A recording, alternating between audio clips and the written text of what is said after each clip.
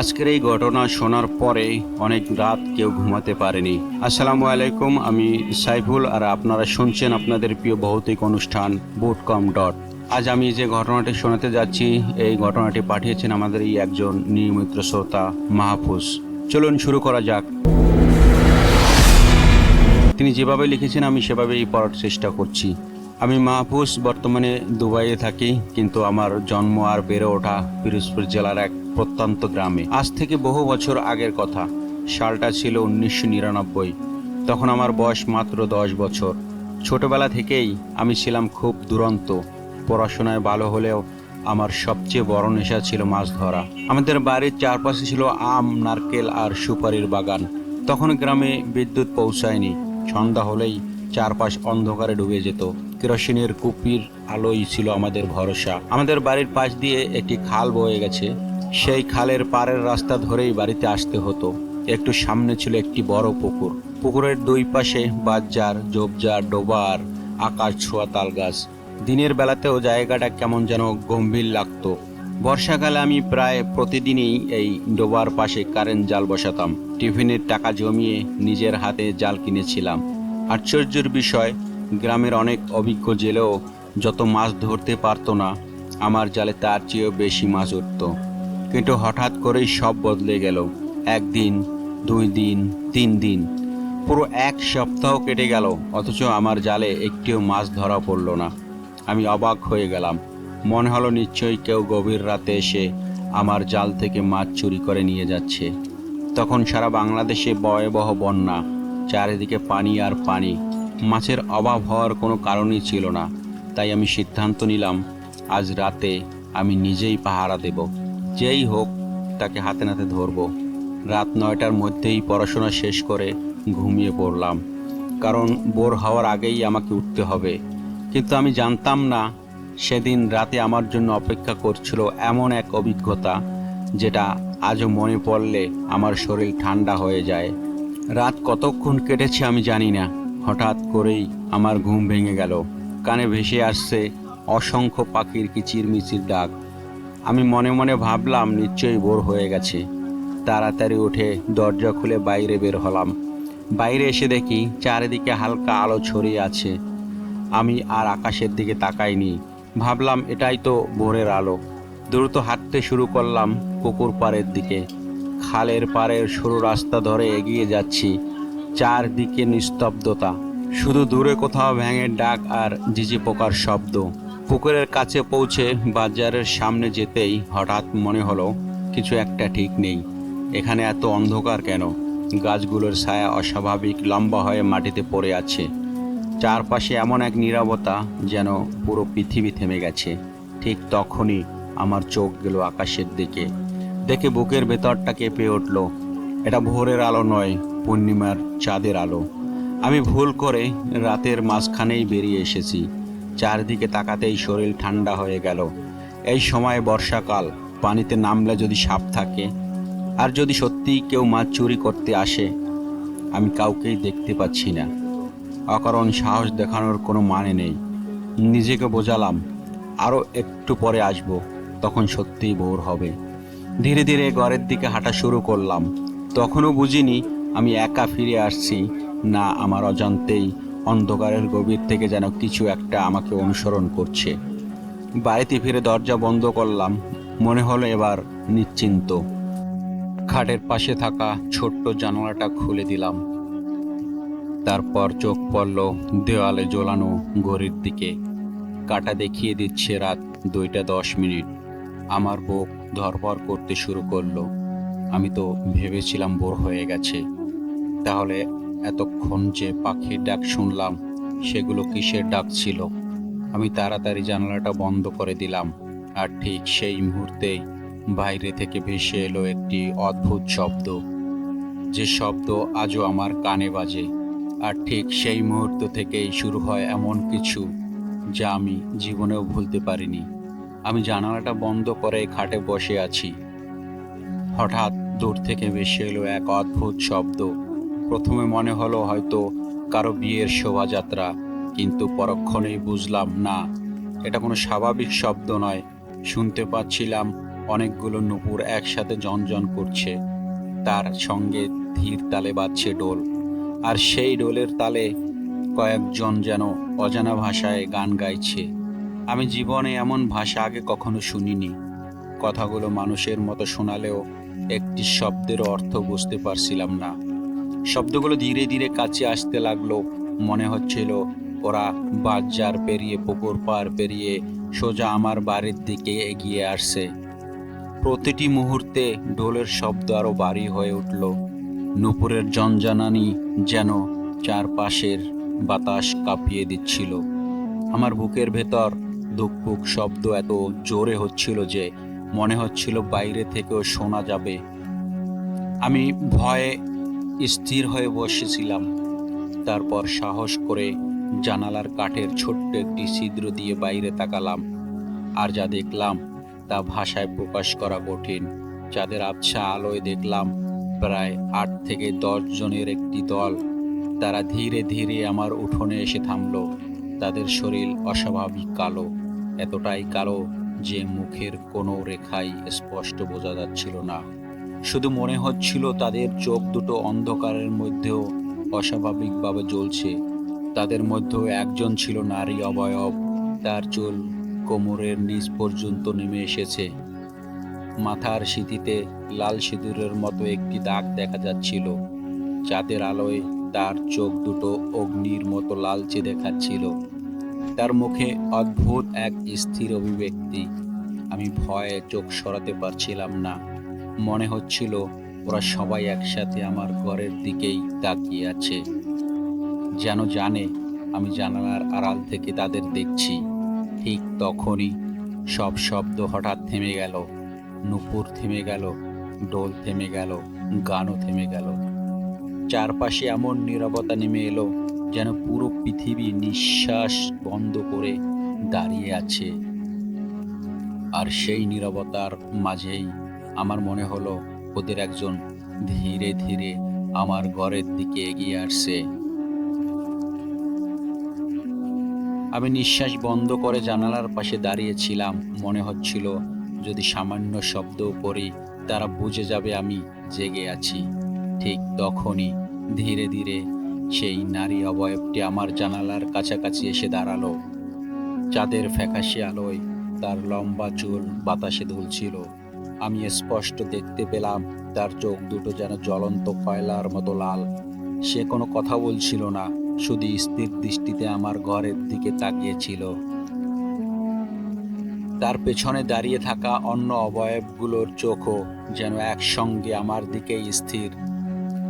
আমার মনে হচ্ছিল ওরা সবাই জানে আমি তাদের দেখছি। হঠাৎ আবার ডোলের শব্দ শুরু হলো, কিন্তু এবার শব্দটা আগের চেয়ে অনেক ধীরে আর অনেক ভারী। প্রতিটি আঘাতে মনে হচ্ছিল মাটি কেঁপে উঠেছে। নূপুরের ঝনঝনানিও আবার শুরু হলো। তাদের মুখ থেকে অদ্ভুত ভাষায় সেই সুর বের হচ্ছিল। আমি একটি শব্দ বুঝতে পারছিলাম না, কিন্তু অজানা কারণে মনে হচ্ছিল সেই গান আমার ভেতরে ভয় ঢুকিয়ে দিচ্ছে। আমি কাঁপতে কাঁপতে মনে মনে আয়াতুল কুরসি পড়া শুরু করলাম। প্রথম কয়েকটি শব্দ মনে পড়লেও ভয়ের চাপে বারবার ভুলে যাচ্ছিলাম। আমি আবার শুরু করলাম, আল্লাহর কাছে সাহায্য চাইতে লাগলাম। কিন্তু তখনই বুঝলাম আমার হাত পা আর নড়ছে না। আমি খাটের ওপর বসে আছি, কিন্তু শরীর যেন পাথর হয়ে গেছে। চিৎকার করতে চাইলাম, কোনো শব্দ বের হলো না। মাকে ডাকতে চাইলাম, গলা দিয়ে শুধু আটকে থাকা নিঃশ্বাস বের হচ্ছিল। মনে হচ্ছিল আমার বুকের উপর কেউ অদৃশ্যভাবে বসে আছে। আমি প্রাণপণ চেষ্টা করেও নড়তে পারছিলাম না। আর জানালার ওপাশে সেই লাল চোখগুলো তখনও আমার দিকে স্থির তাকিয়েছিল। ভয়ে আমার চোখ দিয়ে পানি পড়তে লাগলো। আমি শুধু মনে মনে বলতে লাগলাম, হে আল্লাহ, আমাকে রক্ষা করুন। কতক্ষণ এভাবে কেটেছিল আমি জানি না। এক সময় আমার চোখ ঝাপসা হয়ে গেল। সব শব্দ ধীরে ধীরে দূরে সরে যেতে লাগলো। তারপর আমি আর কিছুই মনে করতে পারিনি। এরপর কি হয়েছিল সেটা আমি নিজেও জানি না। সকালে আমার ঘুম ভাঙেনি। প্রতিদিনের মতো মা আমাকে ডাকছিলেন। কোচিংয়ে যাওয়ার সময় হয়ে গেছে, কিন্তু আমি উঠছিলাম না। পরে শুনেছি মা আমার বড় বোন এমনকি বাড়ির অন্যরাও আমাকে বারবার ডাকছিল, আমার শরীরে হাত দিয়েছিলেন, হালকা জাকিয়েও তুলতে চেয়েছিলেন, কিন্তু আমি নাকি গভীর ঘুমে অচেতন মানুষের মতো পড়েছিলাম। কেউ বুঝতে পারছিল না আমার কি হয়েছে। সময় গড়িয়ে দুপুর হয়ে গেল। প্রায় দুপুর 2টার দিকে আমার চোখ খুলল। মাথাটা ভারী লাগছিল, সারা শরীর যেন জ্বরে পুড়ে যাচ্ছিল। আমি ধীরে ধীরে উঠে বসতেই মা অবাক হয়ে বললেন, তোর কি হয়েছে? তোর কি হয়েছে? এতক্ষণ ধরে ডাকছি, কোনো সাড়াই দিলি না। আমি কোনো উত্তর দিতে পারছিলাম না, শুধু অনুভব করছিলাম ঠোঁট আর জিহ্বায় তীব্র জ্বালা করছে। একটা আয়না এনে যখন ঠোঁটের দিকে তাকালাম, আমার বুক কেঁপে উঠল। ঠোঁটের ওপর ছোট ছোট ফোস্কা, জিহ্বাতেও একই অবস্থা, কথা বলতে কষ্ট হচ্ছিল। আমি কাউকে আগের রাতের ঘটনা বলিনি, কারণ আমি নিজেই বুঝতে পারছিলাম না আসলে কি ঘটেছিল। বাড়ির সবাই ভাবলেন হয়তো জ্বরের কারণে এমন হয়েছে, কিন্তু গ্রামের এক বড় ভাই আমাকে দেখে বললেন, চলো একজন ঝাড়ফুঁক করেন তার কাছে নিয়ে যাই। আমি তার সঙ্গে গেলাম। তিনিও কিছু কোরআনের আয়াত পড়লেন, আমার ওপর ফু দিলেন, আল্লাহর কাছে দোয়া করলেন, তারপর আমাকে বাড়ি পাঠিয়ে দিলেন। আশ্চর্যের বিষয়, মাত্র 2 ঘন্টার মধ্যেই আমার ঠোঁটের ফোস্কাগুলো শুকিয়ে যেতে শুরু করলো। জিহ্বার ব্যথাও কমে গেল, জ্বরও ধীরে ধীরে নেমে এলো, যেন কিছুই হয়নি। আমি ভেবেছিলাম দুঃস্বপ্নের মতো ঘটনাটাও এখানেই শেষ, কিন্তু আমি জানতাম না সবচেয়ে ভয়ঙ্কর দৃশ্যটি তখনও আমার জন্য অপেক্ষা করে আছে। সেদিন বিকেলে আছরের নামাজের আগ মুহূর্তে আমি আবার গেলাম সেই জালের কাছে, আর সেখানে আমি এমন কিছু দেখলাম যার পর থেকে আমি জীবনে আর কোনোদিন মাছ ধরার জালে হাত দেইনি। আমি ধীরে ধীরে জালের দিকে এগিয়ে যাচ্ছিলাম। চারপাশে তখন অদ্ভুত নীরবতা, বাতাসও থেমে গেছে। হঠাৎ আমার চোখ পড়ল জালের এক কোণে। সেখানে বসে আছে ছোট্ট আকৃতির এক কালো প্রাণী। প্রথমে মনে হলো হয়তো কোনো শিয়াল, কিন্তু পরক্ষণেই বুঝলাম না, এটা সাধারণ কোনো প্রাণী নয়। ওর শরীর ছিল কুচকুচে কালো, চোখ দুটো অস্বাভাবিক লালচে। সে আমার জালে আটকে থাকা মাছগুলো একের পর এক খেয়ে যাচ্ছিল। আমি ভয়ে স্থির হয়ে দাঁড়িয়ে রইলাম। হঠাৎ অসাবধানতাবশত আমার পায়ের নিচে শুকনো একটি ডাল ভেঙে গেল। শব্দটা হাতেই প্রাণীটি ধীরে ধীরে মাথা তুলে আমার দিকে তাকালো। তারপর যা দেখা গেল আজও ভুলতে পারিনি। ওর মুখে ছিল একটি অদ্ভুত হাসি, কিন্তু সেই হাসিতে কোনো দাঁত ছিল না, একেবারেই না। তবুও সেই হাসি ছিল এত ভয়ঙ্কর যে আমার বুকের রক্ত যেন জমে গেল। এক মুহূর্তের জন্য আমাদের দুজনের চোখাচোখি হলো। আমি নড়তে পারছিলাম না। তারপর প্রাণীটি ধীরে ধীরে ঘুরে এক লাফে পানির মধ্যে নেমে গেল, কিন্তু আশ্চর্যের বিষয়, পানিতে পড়ার কোনো শব্দ হলো না, শুধু ছোট্ট একটি ঢেউ উঠল। তারপর সব শান্ত। আমি অনেকক্ষণ দাঁড়িয়ে রইলাম পানির দিকে তাকিয়ে, যদি আবার উঠে আসে, কিন্তু না, সে আর ফিরে এলো না। আমি জালও তুললাম না, দৌড়ে বাড়ি ফিরে এলাম। সেদিনের পর আমি চিরদিনের জন্য মাছ ধরা ছেড়ে দিয়েছিলাম, কারণ আজও আমি জানি না সেই কালো দাঁতহীন প্রাণীটি কি ছিল। আর গভীর রাতে আমার বাড়ির চারপাশে ঘুরে বেড়ানো সেই রহস্যময় কালো জনগোষ্ঠীরাই বা কারা ছিল। আজ যখন গভীর রাতে দূরে কোথাও অদ্ভুত শব্দ শুনি, তখন মনে পড়ে যায় 1999 সালের সেই রাতের কথা। হয়তো সবকিছুর ব্যাখ্যা আছে, হয়তো নেই। সত্যটা একমাত্র আল্লাহই ভালো জানেন।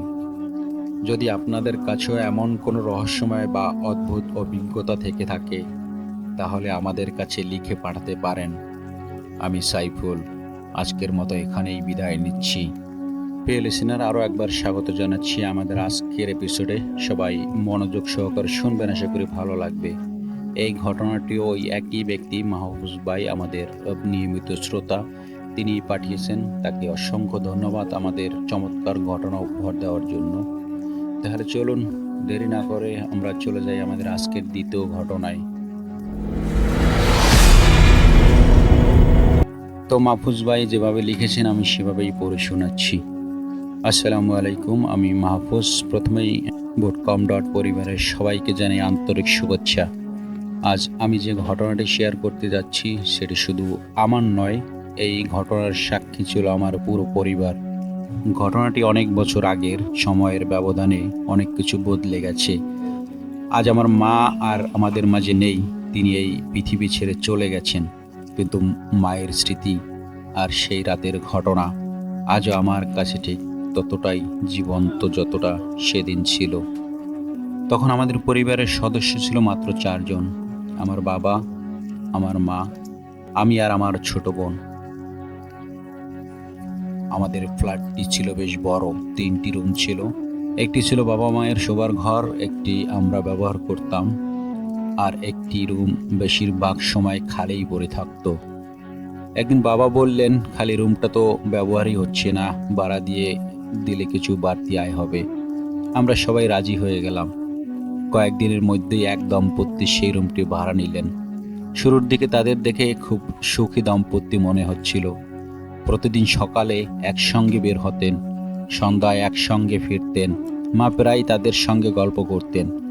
সবকিছুই স্বাভাবিক ছিল, কিন্তু মানুষের জীবনে জ্বর কখন আসে তা কেউ আগে থেকে বুঝতে পারেন না।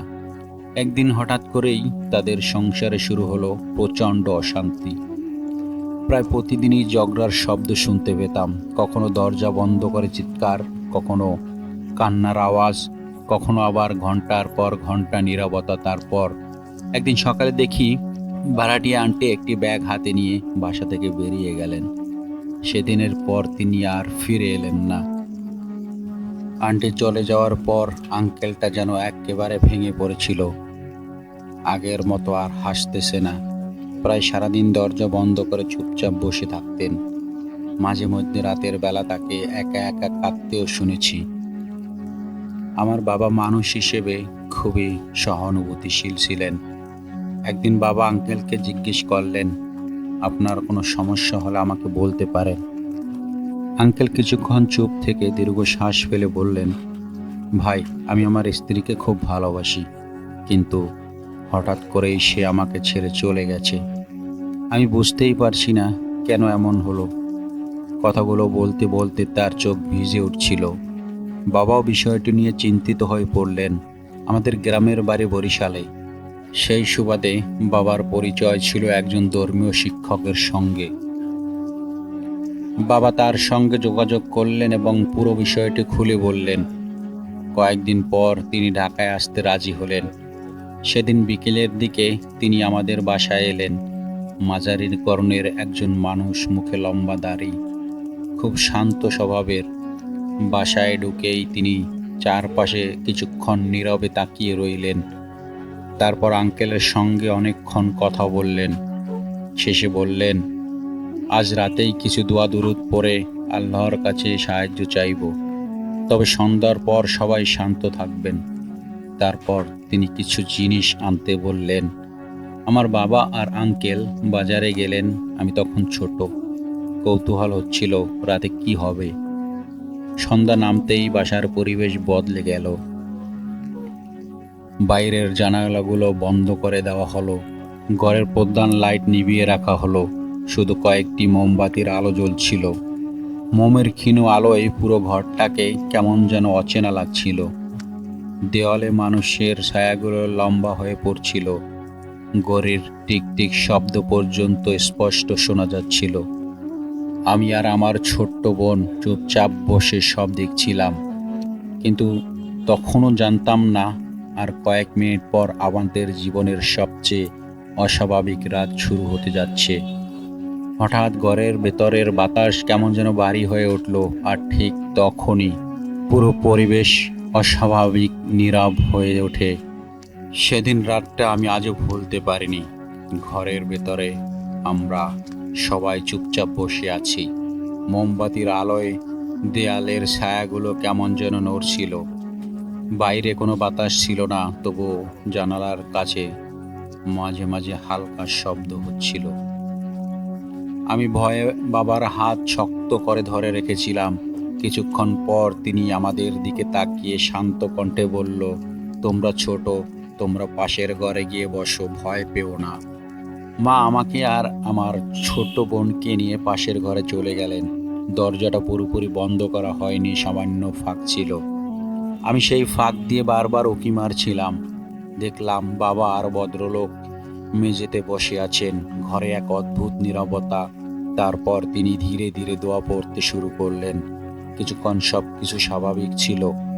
হঠাৎ আমাদের ঘরের কাঠের আলমারিটা কেঁপে উঠল। প্রথমে মনে হলো হয়তো বাড়ির কোনো ট্রাক রাস্তা দিয়ে যাচ্ছে, কিন্তু কয়েক সেকেন্ডের মধ্যেই খাট, চেয়ার, টেবিল সব কিছু যেন হালকা কাঁপতে শুরু করলো। আমি ভয়ে আমি ভয়ে মায়ের গায়ে জড়িয়ে ধরলাম। মা কোনো কথা বলছিলেন না, শুধু চুপচাপ বসেছিলেন। তার মুখে স্পষ্ট আতঙ্কের ছাপ। ঠিক তখনই আমার শরীরে কাঁটা দিয়ে উঠল, কারণ ঘরের ভেতরের বাতাস হঠাৎ করে অস্বাভাবিক ঠান্ডা হয়ে গেল। এমন ঠান্ডা যেন যেন শীতের মাঝরাতে বরফের ঘরে বসে আছি, কিন্তু বাইরে তখন গরমের সময়। আমার ছোট বোন কাঁপতে কাঁপতে বলল, আম্মু এত ঠান্ডা লাগছে কেন? মা কোনো উত্তর দিলেন না। তিনি শুধু আমাদের আরো কাছে টেনে নিলেন। এদিকে পাশের ঘর থেকে ভেসে আসছিল দোয়া পড়ার শব্দ। হঠাৎ একটি ভারী কণ্ঠস্বর শোনা গেল, কিন্তু সেই কণ্ঠস্বর বাবারও নয়, আর যিনি দোয়া পড়ছিলেন তারও নয়। মনে হচ্ছিল ঘরের ভেতরে যেন আরেকজন কথা বলছে। তবে কে সে? কোথা থেকে এলো সেই কণ্ঠ? সেদিন আমরা কেউই তার উত্তর জানতাম না। আমি তখন খুব ছোট, কৌতূহল আর ভয় দুটোই একসঙ্গে কাজ করছিল। মা আমাকে আর আমার ছোট বোনকে পাশের ঘরে নিয়ে গেলেও আমি চুপি চুপি দরজার ফাঁক দিয়ে সবকিছু দেখার চেষ্টা করেছিলাম। ঘরের মাঝখানে একটি মাদুর পেতে বাবা, আঙ্কেল এবং সেই ধর্মীয় শিক্ষক বসেছিলেন। মোমবাতির আলোয় তাদের ছায়াগুলো দেওয়ালে বড় বড় হয়ে উঠছিল। ঘরের ভেতরে এমন নীরবতা ছিল যে ঘড়ির টিকটিক শব্দও শোনা যাচ্ছিল। তিনি ধীরে ধীরে কোরআনের আয়াত ও দোয়া পড়তে শুরু করলেন। আঙ্কেল মাথা নিচু করে বসেছিলেন। তার দুই হাত কাঁপছিল। মনে হচ্ছিল তিনি খুবই ভীত এবং মানসিকভাবে ভেঙে পড়েছে। হঠাৎ আমাদের ড্রয়িং রুমের জানালায় শব্দ হলো 3 বার। বাবা উঠে জানালার দিকে তাকালেন, কিন্তু বাইরে কেউ ছিল না। তিনি আবার এসে বসে পড়লেন। কয়েক মিনিট পর ঘরের ভেতরের বাতাস হঠাৎ অস্বাভাবিক ঠান্ডা হয়ে গেল। আমার হাত পা ঠান্ডায় কাঁপতে শুরু করলো। আমার ছোট বোন মায়ের হাত শক্ত করে ধরে বলল, আম্মু এত ঠান্ডা লাগছে কেন? মা শুধু বললেন, চুপ করে বসে থাকো। ঠিক তখনই খাটটি যেন হালকা কেঁপে উঠল। তারপর আলমারি, তারপর টেবিল। মনে হচ্ছিল পুরো ঘরটা খুব সূক্ষ্মভাবে কাঁপছে। এটা কয়েক সেকেন্ড স্থায়ী ছিল। তারপর আবার সব শান্ত। আমি ভেবেছিলাম হয়তো শেষ, কিন্তু না, আসল ঘটনাটা তখনও বাকি ছিল। ধর্মের শিক্ষক তখনও শান্তভাবে দোয়া পড়ছিলেন। হঠাৎ আঙ্কেল গভীর নিঃশ্বাস নিয়ে মাথা তুললেন। তার মুখের ভাব মুহূর্তেই বদলে গেল। তিনি এমনভাবে চারিদিকে তাকাচ্ছিলেন যেন তিনি আমাদের কাউকেই চিনতে পারছেন না। তারপর তিনি খুব ভারী গলায় কিছু বলতে শুরু করলেন। আমি ভাষাটা বুঝতে পারিনি। সেটা হয়তো খুব নিচু স্বরে কথা বলা ছিল, অথবা আতঙ্কে আমার কানে ঠিক মতো পৌঁছায়নি। বাবা কিছু বলতে যাচ্ছিলেন, ঠিক তখনই ধর্মীয় শিক্ষক হাত তুলে ইশারা করলেন, কেউ কথা বলবেন না, সবাই শান্ত থাকুন। আমরা নিঃশ্বাস বন্ধ করে বসে রইলাম। কেউ কথা বলবেন না, সবাই শান্ত থাকুন। আমরা নিঃশ্বাস বন্ধ করে বসে রইলাম। এরপর কি ঘটেছিল আর কেন সেই রাতের পর আমাদের পরিবার অনেক দিন আতঙ্কে ছিল? সেদিন রাতের সেই ভয়ের পরিবেশ ধীরে ধীরে শান্ত হতে শুরু করলো। ঘরের সবাই তখন নিশ্চুপ। কয়েক মিনিট পরে বাবা ধীরে ধীরে আঙ্কেলের কাছে গিয়ে বললেন, এখন কেমন লাগছে? আঙ্কেল কিছুক্ষণ চুপ করে বসে রইলেন। তারপর ধীরে ধীরে স্বাভাবিক কণ্ঠে বললেন, আমার মাথাটা খুব ভার লাগছে। ধর্মীয় শিক্ষক কিছুক্ষণ দোয়া পড়ে আল্লাহর কাছে তার জন্য মঙ্গল কামনা করলেন। এরপর তিনি আঙ্কেলকে কিছু দোয়া পরে পানি পান করতে বললেন এবং নিয়মিত ইবাদত ও আল্লাহর কাছে সাহায্য চাইতে উপদেশ দিলেন। তিনি আরও বললেন, সংসারের সমস্যাগুলো ধৈর্য, পারস্পরিক বোঝাপড়া এবং আল্লাহর উপর ভরসা রেখে সাবধান করার চেষ্টা করবেন। রাত অনেক হয়ে গিয়েছিল। তিনি চলে যাওয়ার পর পুরো বাসা একদম নীরব হয়ে যায়। কিন্তু সেদিনের সেই ঠান্ডা পরিবেশ, ঘরের অদ্ভুত কাপ আর আঙ্কেলের বদলে যাওয়া চেহারা আমার ছোট্ট মনে গভীর ছাপ ফেলে দিয়েছিল। এর কয়েকদিন পর আঙ্কেলের স্ত্রী আবার বাসায় ফিরে আসেন। তাদের মধ্যে ধীরে ধীরে সম্পর্ক স্বাভাবিক হয়ে যায়। কিছুদিন পর তারা অন্য একটি বাসায় চলে যান। তারপর আর তাদের সঙ্গে আমাদের যোগাযোগ হয়নি। আজ এত বছর পরও আমি নিশ্চিত করে বলতে পারি না সেদিন আমরা যা দেখেছিলাম তার সব কিছুর কারণ কী ছিল। হয়তো কোনো স্বাভাবিক ব্যাখ্যা ছিল, হয়তো এমন কিছু ছিল যা আমরা বুঝতে পারিনি। কিন্তু সেই রাতের ভয় আজও আমি ভুলতে পারিনি। এটাই ছিল আমার জীবনের দ্বিতীয় রহস্যময় অভিজ্ঞতা। তো ঘটনা এ পর্যন্ত। প্রিয় লিসেনার, আপনারাও যদি এমন কোনো অদ্ভুত বা রহস্যময় অভিজ্ঞতার মুখোমুখি হয়ে থাকেন তাহলে আমাদের কাছে লিখে পাঠাতে পারেন। আজকের মতো এখানেই বিদায় নিচ্ছি। সবাই ভালো থাকবেন, সুস্থ থাকবেন। আল্লাহ হাফেজ। আসসালামু আলাইকুম।